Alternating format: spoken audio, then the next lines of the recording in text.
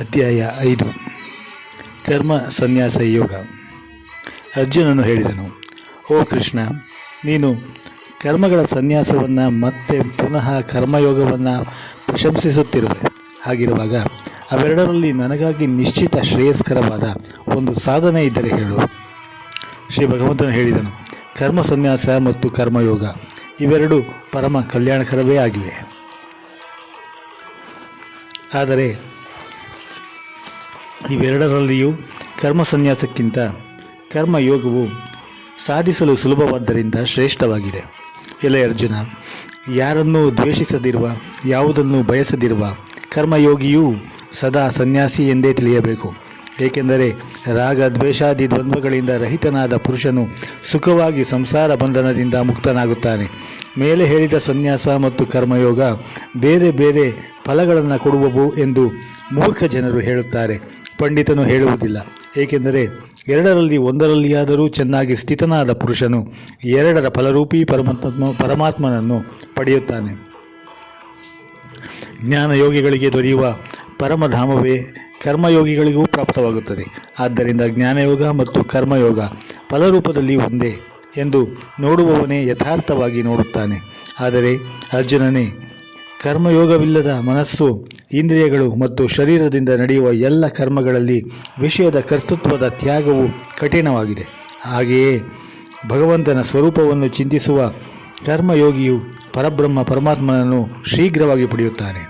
ಯಾರ ಮನಸ್ಸು ತನ್ನ ವಶದಲ್ಲಿಯೇ, ಯಾರು ಜಿತೇಂದ್ರಿಯನೋ, ವಿಶುದ್ಧ ಅಂತಃಕರಣವುಳ್ಳವನು, ಹಾಗೆಯೇ ಸಮಸ್ತ ಪ್ರಾಣಿಗಳ ಆತ್ಮರೂಪಿ ಪರಮಾತ್ಮನೇ ಯಾರ ಆತ್ಮನೋ ಅಂತಹ ಕರ್ಮಯೋಗಿಯು ಕರ್ಮಗಳನ್ನು ಮಾಡುತ್ತಿದ್ದರೂ ಲಿಪ್ತನಾಗುವುದಿಲ್ಲ.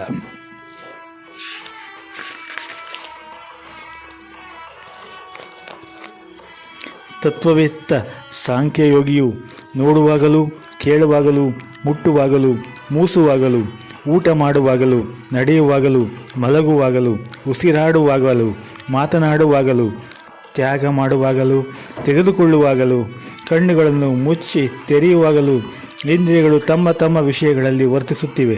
ಹೀಗೆ ತಿಳಿದು ನಿಸ್ಸಂದೇಹವಾಗಿ ನಾನು ಏನನ್ನೂ ಮಾಡುವುದಿಲ್ಲ ಎಂಬುದಾಗಿ ತಿಳಿಯಬೇಕು. ಎಲ್ಲ ಕರ್ಮಗಳನ್ನು ಪರಮಾತ್ಮನಲ್ಲಿ ಅರ್ಪಿಸಿ ಆಸಕ್ತಿಯನ್ನು ತ್ಯಾಗ ಮಾಡಿ ಕರ್ಮಗಳನ್ನು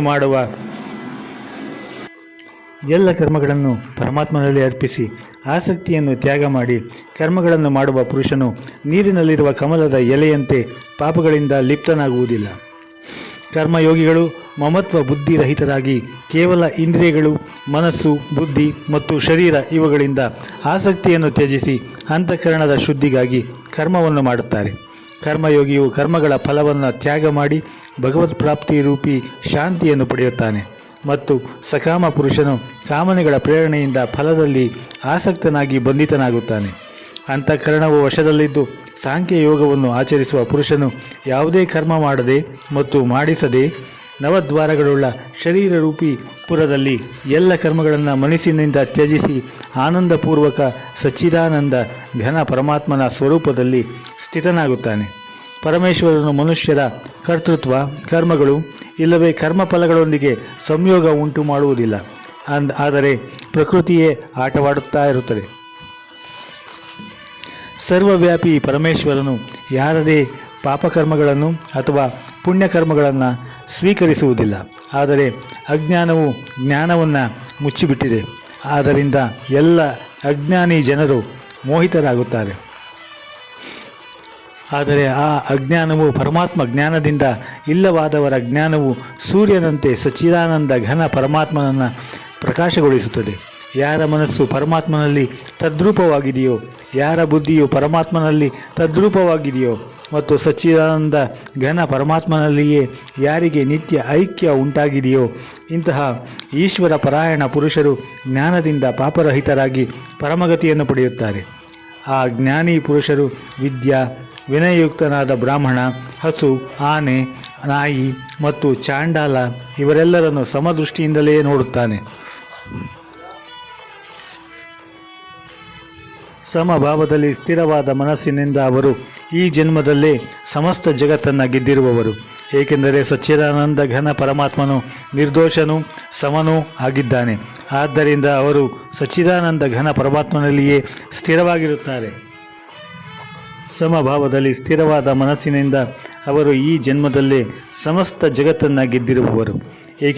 ಏಕೆಂದರೆ ಸಚ್ಚಿದಾನಂದ ಘನ ಪರಮಾತ್ಮನು ನಿರ್ದೋಷನೂ ಸಮನೂ ಆಗಿದ್ದಾನೆ. ಆದ್ದರಿಂದ ಅವರು ಸಚ್ಚಿದಾನಂದ ಘನ ಪರಮಾತ್ಮನಲ್ಲಿಯೇ ಸ್ಥಿರವಾಗಿರುತ್ತಾರೆ. ಪ್ರಿಯ ವಸ್ತು ದೊರಕಿದರೂ ಹರ್ಷಿತನಾಗದೆ, ಅಪ್ರಿಯ ವಸ್ತು ಪ್ರಾಪ್ತವಾದಾಗ ಉದ್ವಿಗ್ನನಾಗದೆ, ಸ್ಥಿರ ಬುದ್ಧಿಯುಳ್ಳ ಸಂಶಯರಹಿತ ಬ್ರಹ್ಮವೇತ್ತನಾದ ಪುರುಷನು ಸಚ್ಚಿದಾನಂದ ಘನ ಪರಮಾತ್ಮನಲ್ಲಿ ಐಕ್ಯ ಭಾವದಿಂದ ಸದಾ ಸ್ಥಿತನಾಗಿರುತ್ತಾನೆ. ಹೊರಗಿನ ವಿಷಯಗಳಲ್ಲಿ ಆಸಕ್ತಿ ರಹಿತವಾದ ಅಂತಃಕರಣವುಳ್ಳ ಸಾಧಕನು ಆತ್ಮನಲ್ಲಿರುವ ಧ್ಯಾನಜನಿತ ಸಾತ್ವಿಕ ಆನಂದವನ್ನು ಪಡೆಯುತ್ತಾನೆ. ಅನಂತರ ಅವನು ಸಚ್ಚಿದಾನಂದ ಘನ ಪರಮಾತ್ಮನ ಧ್ಯಾನರೂಪಿ ಯೋಗದಲ್ಲಿ ಐಕ್ಯಭಾವದಿಂದ ಸ್ಥಿತನಾದ ಪುರುಷನು ಅಕ್ಷಯ ಆನಂದವನ್ನು ಅನುಭವಿಸುತ್ತಾನೆ. ಈ ಇಂದ್ರಿಯ ಮತ್ತು ವಿಷಯಗಳಿಂದ ಉಂಟಾಗುವ ಭೋಗಗಳಿಲ್ಲದೆ ಈ ಇಂದ್ರಿಯ ಮತ್ತು ವಿಷಯಗಳಿಂದ ಉಂಟಾಗುವ ಭೋಗಗಳೆಲ್ಲವೂ ವಿಷಯೀ ಜನರಿಗೆ ಸುಖರೂಪಿಯಾಗಿ ಕಂಡುಬಂದರೂ ಅವು ದುಃಖಕ್ಕೆ ಕಾರಣವಾಗಿದೆ ಮತ್ತು ಅನಿತ್ಯವಾಗಿದೆ. ಆದ್ದರಿಂದ ಅರ್ಜುನನೇ, ಬುದ್ಧಿವಂತ ವಿವೇಕಿ ಪುರುಷರು ಅವುಗಳಲ್ಲಿ ರಮಿಸುವುದಿಲ್ಲ. ಈ ಶರೀರ ನಾಶವಾಗುವ ಮೊದಲೇ ಕಾಮ ಕ್ರೋಧಗಳಿಂದ ಉಂಟಾಗುವ ವೇಗವನ್ನು ಸಹಿಸಲು ಸಮರ್ಥನಾದ ಸಾಧಕ ಪುರುಷನೇ ಯೋಗಿ, ಹಾಗೂ ಅವನೇ ಸುಖಿಯಾಗಿದ್ದಾನೆ. ಅಂತರಾತ್ಮನಲ್ಲೇ ಸುಖವನ್ನು ಅನುಭವಿಸುವ, ಆತ್ಮನಲ್ಲೇ ರಮಾಮಣನಾದ, ಆತ್ಮನಲ್ಲಿಯೇ ಜ್ಞಾನವುಳ್ಳ ಪುರುಷನೇ ಸಚ್ಚಿದಾನಂದ ಘನ ಪರಮಾತ್ಮನೊಂದಿಗೆ ಐಕ್ಯ ಭಾವವನ್ನು ಪಡೆದುಕೊಂಡ ಸಾಂಖ್ಯಯೋಗಿಯು ಶಾಂತ ಬ್ರಹ್ಮನನ್ನು ಪಡೆಯುತ್ತಾನೆ. ಯಾರ ಎಲ್ಲ ಪಾಪಗಳು ನಾಶವಾಗಿವೆಯೋ, ಯಾರ ಸಂಶಯಗಳೆಲ್ಲ ಜ್ಞಾನದ ಮೂಲಕ ಅಳಿದು ಹೋಗಿವೆಯೋ, ಯಾರು ಎಲ್ಲ ಪ್ರಾಣಿಗಳ ಹಿತದಲ್ಲೇ ನಿರತನಾಗಿರುವವನೋ ಮತ್ತು ಗೆಲ್ಲಲ್ಪಟ್ಟ ಮನಸ್ಸು ನಿಶ್ಚಲವಾಗಿ ಪರಮಾತ್ಮನಲ್ಲಿ ನೆಲೆಸಿದೆಯೋ, ಆ ಬ್ರಹ್ಮವೇತ್ತರು ಶಾಂತ ಬ್ರಹ್ಮನನ್ನು ಹೊಂದುತ್ತಾರೆ. ಕಾಮಕ್ರೋಧರಹಿತರು, ಮನಸ್ಸನ್ನು ಗೆದ್ದಿರುವವರು, ಪರಮಾತ್ಮನ ಸಾಕ್ಷಾತ್ಕಾರ ಪಡೆದರೂ ಆದ ಜ್ಞಾನಿ ಪುರುಷರಿಗೆ ಎಲ್ಲ ಕಡೆಯಿಂದ ಶಾಂತ ಬ್ರಹ್ಮ ಪರಮಾತ್ಮನೇ ಪರಿಪೂರ್ಣನಾಗಿದ್ದಾನೆ. ಹೊರಗಿನ ವಿಷಯ ಭೋಗಗಳನ್ನು ಚಿಂತಿಸದೆ ಹೊರಗೆಯೇ ತ್ಯಜಿಸಿ ದೃಷ್ಟಿಯನ್ನು ಭೂಮಧ್ಯದಲ್ಲಿ ಸ್ಥಿರವಾಗಿಸಿ, ಹಾಗೆಯೇ ಮೂಗಿನಲ್ಲಿ ಹರಿದಾಡುವ ಪ್ರಾಣ ಮತ್ತು ಅಪಾನ ವಾಯುವನ್ನು ಸಮವಾಗಿಸಿ ಗೆದ್ದುಕೊಂಡ ಇಂದ್ರಿಯ, ಮನಸ್ಸು, ಬುದ್ಧಿಗಳುಳ್ಳ ಮೋಕ್ಷ ಪರಾಯಣನಾದ ಮುನಿಯು ಇಚ್ಛೆ, ಭಯ, ಕ್ರೋಧಗಳಿಂದ ರಹಿತನಾದಾಗ ಅವನು ಸದಾ ಮುಕ್ತನೇ ಸರಿ.